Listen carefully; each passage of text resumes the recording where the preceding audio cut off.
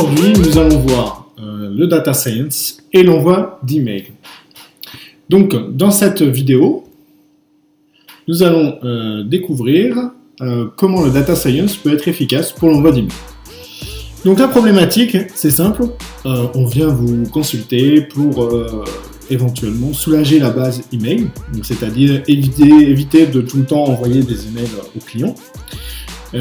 Envoyer des emails plus efficaces, c'est-à-dire qui correspondent aux besoins des clients, c'est-à-dire une personne qui achète des produits de tel type, par exemple.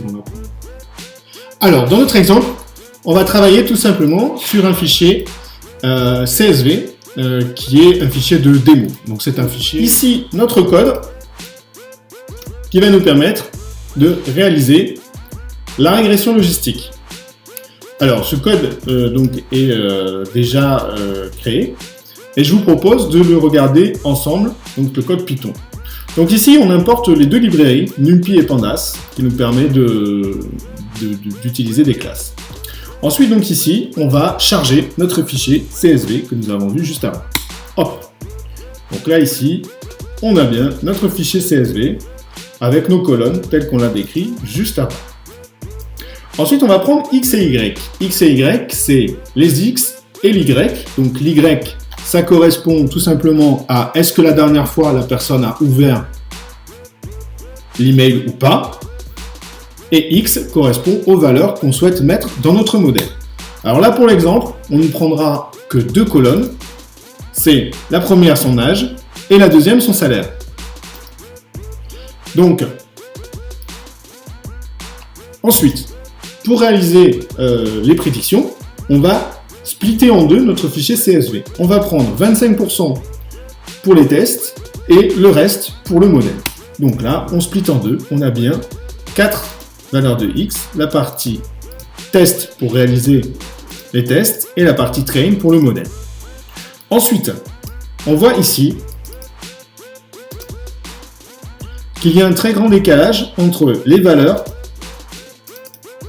qui représente le salaire, puisqu'on est sur de la dizaine de milliers, et l'âge, qui dépassera jamais 100. Donc pour éviter qu'il y ait un trop grand décalage entre ces deux valeurs,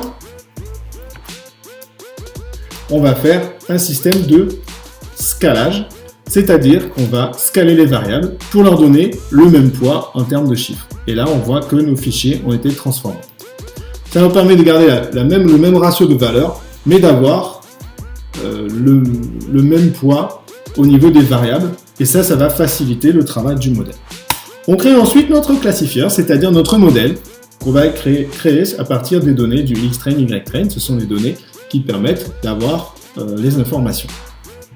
Et maintenant, on va enfin pouvoir créer nos prédictions. Donc, on va utiliser notre modèle et on va l'appliquer aux 25% qu'on avait sélectionné ici.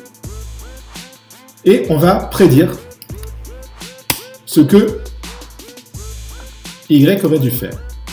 Et là, on a bien nos données 0 ou 1 qui nous permettent de les prédire.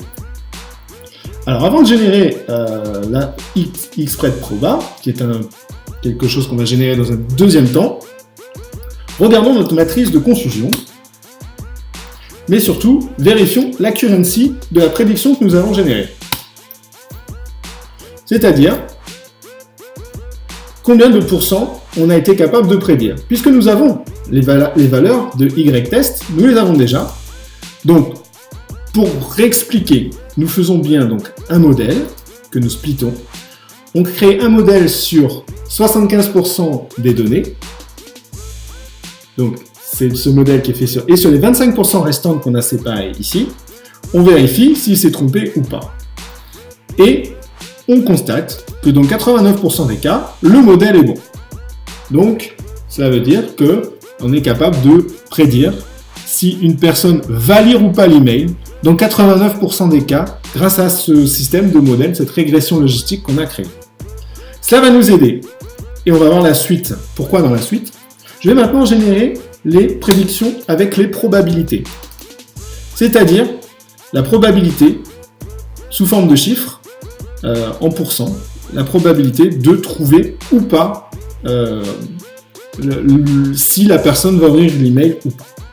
Et maintenant, je vais prendre les résultats 1 ou 0, c'est-à-dire est-ce que on a trouvé ou pas, c'est-à-dire est-ce qu'on a vraiment trouvé ou est-ce qu'on n'a pas vraiment trouvé le résultat, donc les vraies données, et je vais mettre à côté de ces vraies données dans une autre colonne la probabilité avec laquelle j'avais prédit les données.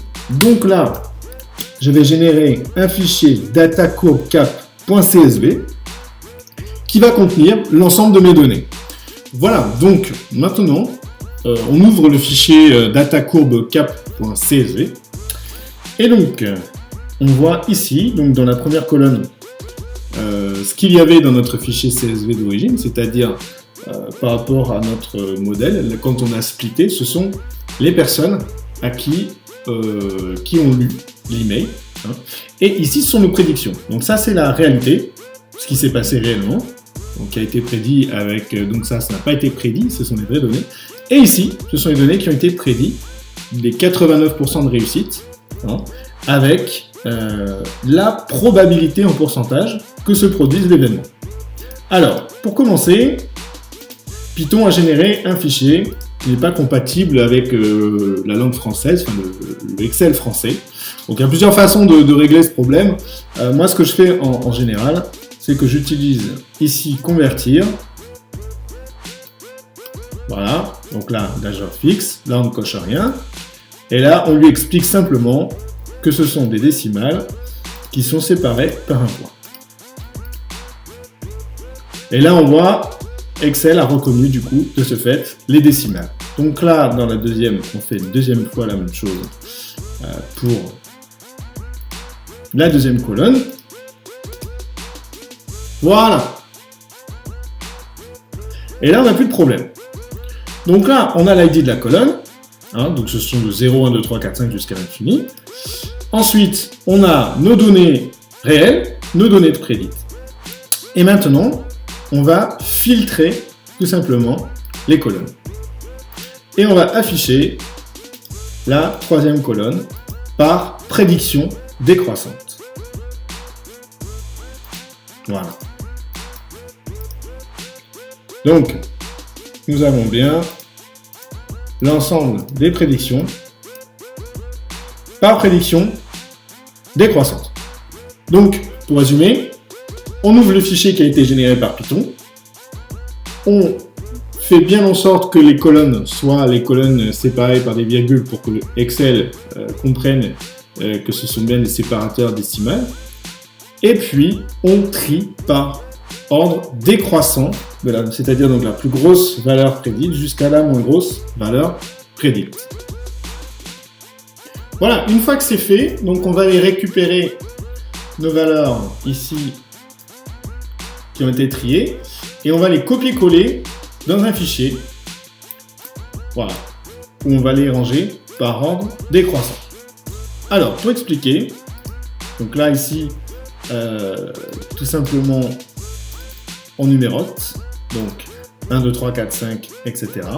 Donc là, ça ici, ça va être notre échelle, donc de 0 à 100%, le nombre total d'enregistrements, puisque nous avons 100 enregistrements. Et puis ici, on va faire comme si on sélectionnait le modèle de façon aléatoire. Donc c'est-à-dire, si on sélectionne le fichier aléatoirement, donc là, hop, si on sélectionne le fichier aléatoirement, on va progressivement, c'est-à-dire qu'on va progressivement avoir nos enregistrements. Et puis ici, donc on se base sur une sélection aléatoire. Et puis ici, on va se baser sur ce qu'a trouvé notre modèle. Et donc sa capacité à trouver des informations. Et on se rend compte, donc là, on progresse très lentement, puisqu'on fait les choses de façon totalement aléatoire, c'est-à-dire au hasard. Alors qu'ici, on se rend compte que très rapidement, on va trouver l'ensemble des données, puisque là, c'est notre modèle. Et notre modèle, déjà, dès les 4 enregistrements, dès même le 5e enregistrement, a déjà trouvé 15% de la solution. Voilà. Donc maintenant que nous avons ces données, on sélectionne la colonne que le modèle a généré, la sélection aléatoire et on va dire l'ordre de grandeur. Et puis, on va générer un graphique. Voilà. Tout simplement un graphique. Alors, comment il faut comprendre ce graphique? Eh bien, tout simplement, ici, la ligne bleue qui est ici, c'est la ligne du modèle aléatoire. Et c'est ce qui se passe quand vous envoyez un email. C'est totalement aléatoire, on ne sait pas à qui l'envoyer, principalement, etc. Donc ça représente une linéarité, c'est-à-dire ce qui se passe quand vous envoyez un email de façon, comme vous le faites la plupart du temps, tous. C'est-à-dire vous envoyez un email simplement à tout le monde sans vraiment vous préoccuper de qui va le recevoir ou pas. Et là, ici, en rouge, c'est votre modèle, hein, avec ses 89% de réussite, votre modèle quand vous allez l'utiliser. Alors, ce qui est intéressant, donc ici, la courbe ici, c'est le pourcentage de personnes qui l'ont reçu. Hein. Donc là, en l'occurrence, quand vous l'envoyez un peu au hasard, quand vous l'envoyez à 40% de votre fichier, donc ça, c'est le pourcentage de fichiers sur lequel vous l'envoyez, il y en a 40% qui l'ont lu, ce qui est plus ou moins logique. Par contre, si vous utilisez le modèle pour prédire qui va le lire, vous arrivez à 90%, à seulement 40% de votre fichier. Alors ça veut simplement dire une chose, c'est que ce modèle qui a prédit qui va l'ouvrir ou pas est simplement beaucoup plus efficace, car vous ne l'envoyez pas à l'ensemble de votre fichier, mais vous l'envoyez tout simplement à 60% du fichier pour vous assurer que l'ensemble de votre fichier l'a reçu. Alors, le gros avantage de cette méthode, c'est que vous n'êtes pas obligé de l'envoyer à la totalité de votre fichier client. Vous l'envoyez qu'à 60% des personnes que vous avez sélectionnées grâce à votre modèle basé sur l'ancien email. Donc ici, on génère tout simplement un modèle basé sur l'ancien envoi d'email qui va permettre de ne pas envoyer à la totalité du fichier client, mais à ceux qui l'ont ouvert la dernière fois, vous garantissant ainsi. Alors déjà, premier avantage, ça vous permet d'envoyer moins d'emails, donc de solliciter moins votre fichier client, ça c'est intéressant. Ensuite, deuxièmement, ça vous permet donc de payer moins de frais d'envoi. Et deuxièmement, ça vous permet de toucher un maximum de monde en envoyant moins d'emails, donc en économisant l'envoi d'emails. Donc ça peut être intéressant de le faire en fonction des critères que vous mettez dans le modèle. C'est-à-dire que si vous faites une campagne sur la fête des mères, vous pouvez tout à fait utiliser les historiques d'envoi d'email avec qui a lu, qui n'a pas lu, qui sont générés en général par la plupart des clients email, et y instaurer, y injecter des produits qui ont été consultés ou pas par les personnes à qui vous envoyez l'email. Donc ça vous permet d'avoir une certaine efficacité, un certain impact sans devoir challenger l'ensemble de votre fichier client et vous envoyez plus facilement des emails aux personnes qui attendent des emails de votre côté. Donc on voit là en quelques minutes, on est quand même capable de générer une liste de personnes susceptibles ou pas de recevoir l'email. Et donc, ça nous permet d'optimiser les envois d'email. Puisque bon, sur un email, on n'espère jamais avoir une totalité d'ouverture. Là, on optimise justement ce système d'envoi. En résumé, notre problématique était de soulager la base des clients d'email, d'envoyer des emails efficaces tout en se servant d'un modèle pour prédire les ouvertures en fonction de critères qu'on a récupérés de notre base de données. Une problématique business qui bien sûr vous incombe. On a donc travaillé sur un dataset de test dans lequel on avait le genre, l'âge et le salaire estimé avec la colonne qui correspond à la variable Y. Nous avons utilisé comme méthode une régression logistique afin de faire des prédictions catégorielles. La régression logistique est idéale pour classer des produits car elle a une approche probabiliste. Cette méthode de régression logistique, nous l'avons utilisée sur Python et nous avons généré dans un premier temps un modèle basé sur un dataset que nous avons splitté en deux, un pour créer notre modèle et deux pour tester la pertinence de notre modèle. Nous avions une accuracy de 89% et nous avons généré un fichier CSV avec l'ensemble des probabilités, avec dans la première colonne ce qui s'est passé réellement et dans la deuxième nos prévisions avec la probabilité que la personne ouvre l'email ou pas. Ce type de fichier est un fichier qui, bien sûr, peut vous intéresser pour récupérer votre liste de clients à qui il faut envoyer en priorité votre email. Vous pourriez vous arrêter à cette étape, mais nous sommes allés beaucoup plus loin. Nous avons copié ces données dans un fichier Excel pour comparer le nombre de personnes que nous aurions touchées si nous avions envoyé l'email au hasard, ou alors le nombre de personnes que nous aurions touchées si nous avions utilisé notre modèle. Et là, on se rend compte que quand on a envoyé 60% du fichier, alors on a touché quasiment tout le monde et toutes les personnes qui étaient susceptibles de lire notre email l'ont lu. Notre modèle est donc plus précis que le hasard et cela nous permet d'utiliser les résultats de ce modèle pour envoyer nos emails. Grâce à ça, on va pouvoir cibler des personnes en fonction des critères. Là, on a utilisé des critères qui étaient l'âge et les capacités d'achat. On pourrait très bien utiliser d'autres données.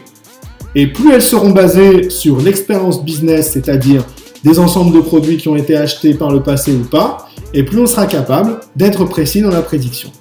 Donc l'idée est de soulager la base, c'est-à-dire arrêter de faire de l'envoi d'email à 100% de son fichier, car on sait bien qu'un produit qui est mis en avant une semaine ou l'autre n'intéresse pas forcément tous les clients. Cibler efficacement les personnes qui vont lire, c'est-à-dire avoir des meilleurs retours sur l'envoi, faire des économies d'envoi puisqu'on n'envoie plus à l'ensemble du fichier et donc on est capable d'envoyer à moins de personnes, et être pertinent sur les personnes à qui on envoie notre fichier client.